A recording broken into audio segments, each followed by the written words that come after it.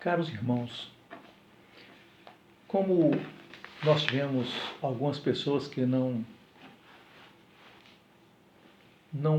puderam estar conosco no estudo bíblico de hoje, resolvemos gravar um resumo do que nós falamos hoje na igreja e dar para você um dever de casa, que é ler com muita atenção, cuidado e carinho o capítulo 1º do livro de Gênesis. Porém, nós vamos apresentar aqui apenas alguns parâmetros, algumas diretrizes que ajudará você na leitura desse texto. O verso 1º, ele afirma que Deus criou os céus e a terra, e o verso 2º diz que a terra estava sem forma e vazia. Tudo que nós encontramos no texto bíblico a partir do verso 3 foi aperfeiçoando este sem forma e vazia. Portanto, do verso 3 em diante, nós encontramos nos dias da criação, do dia 1º até o 3º dia da criação, Deus atua de tal forma que faz com que a terra tenha forma. Coincidiu, né, o termo. A terra que estava sem forma e vazia, ela passa a ser organizada, ela passa a ter uma forma. E nos dias 4, 5 e 6, Deus passa a praticar ações que promoveriam o enchimento da terra. Então presta bem atenção quando você for ler esse texto. E nos versos 1 a 3, há 3 coisas básicas que encontramos no texto, que são ações de Deus. Então Deus, ele cria, ele separa ou organiza e ele dá nome. Observa bem o que nós encontramos aqui no verso 3. Deus disse, haja luz, ele criou. Depois o que ele fez? O texto fala, no verso 4, que ele fez separação entre luz e trevas, quer dizer, ele organizou. E no verso 5, encontramos que ele chamou a luz de dia e as trevas de noite. E ele vai fazendo essa sequência até o 3º dia. Vamos agora para o 4º dia, que é a partir do verso 14. No 4º dia, Deus continua criando, ele continua separando, porém aqui no 4º dia ele já não dá mais nome. Então, o que ele coloca aqui, então, no lugar de nome? Ele coloca função, ele coloca a razão pela qual ele está criando aquilo. Então, nós encontramos aqui no verso 14 que ele cria os luzeiros no firmamento. Esses luzeiros no firmamento tem um objetivo. Qual é o objetivo deles? Fazerem separação entre o dia e a noite. Então, observe que aqui ele faz separação, ele fala do objetivo, mas ele já não dá nomes a esses luzeiros.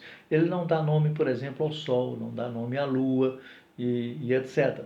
Mas apenas os cria. Chamamos a atenção para o final do verso 16, onde Deus simplesmente coloca e fez também as estrelas. Veja quantas estrelas nós temos nos céus e é colocado assim de tal forma tão simples no texto bíblico. Aqui nós vemos a criação dos luzeiros nos céus, como vimos, os animais. Deus enche as águas com animais, os céus com as aves. No 6º dia, ele cria outros animais, animais domésticos, répteis, selváticos, e ele cria demais animais que acredita-se que estejam nesse pacote aí, vírus, bactérias, né? E a partir do verso 26 ele faz o homem. E veja que uma das ordens que Deus dá ao homem, que está aí no verso 28, é multiplicar e encher a terra. Por quê? A terra estava sem forma e vazia. Então aqui nos 3 últimos dias, Deus atua para encher essa terra. Rapidamente, gostaríamos de colocar aqui também para vocês as razões pelas quais Moisés escreveu esse texto de Gênesis. Algumas coisas que nós percebemos à luz do texto bíblico. A primeira coisa é que Moisés escreve esse texto de Gênesis para direcionar a cosmovisão, ou a visão do mundo do povo hebreu.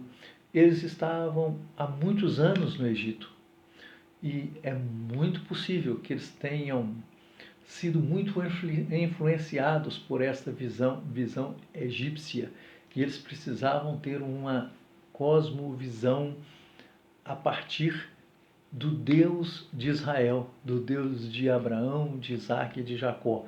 E isso já havia sido, provavelmente, estava muito distante da realidade, ou do que deveria estar. Outra razão que vemos é para que eles soubessem a origem das leis. Eles haveriam de receber as leis de Deus, e para isso eles deveriam saber as origens dessas leis. Então nós encontramos aqui a explicação ou fundamentação do sétimo dia. Por que eles tinham que descansar no sétimo dia? Gênesis fala sobre isso. Por que eles tinham que ser fiéis ao casamento? De onde veio? Qual a origem do casamento? Gênesis mostra. Qual é a origem da pena de morte, que está ligado ao homem ser imagem e semelhança de Deus? O Gênesis explica isso também. Por que é que eles não deveriam adorar imagens, adorar animais como os egípcios faziam? Porque Deus não só é distinto da criação, mas Deus está além da criação, acima da criação. E se não fosse Gênesis, eles jamais saberiam disso. Por que Israel? Um terceiro motivo. Por que Israel que deveria ir a Canaã, invadir a terra de Canaã? Por quê? Porque o povo de Israel, eles foram chamados em Abraão. E era preciso que aquele povo soubesse disso.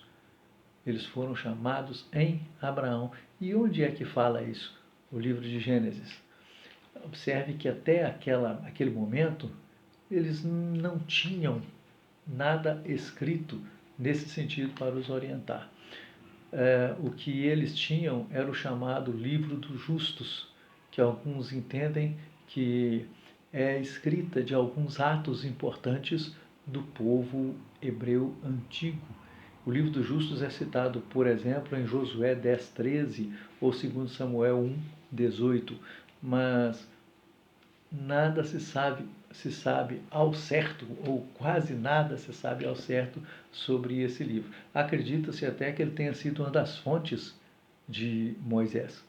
Mas esse livro não foi um livro inspirado, tanto que ele não venceu o tempo, ele não foi protegido e não chegou até nós.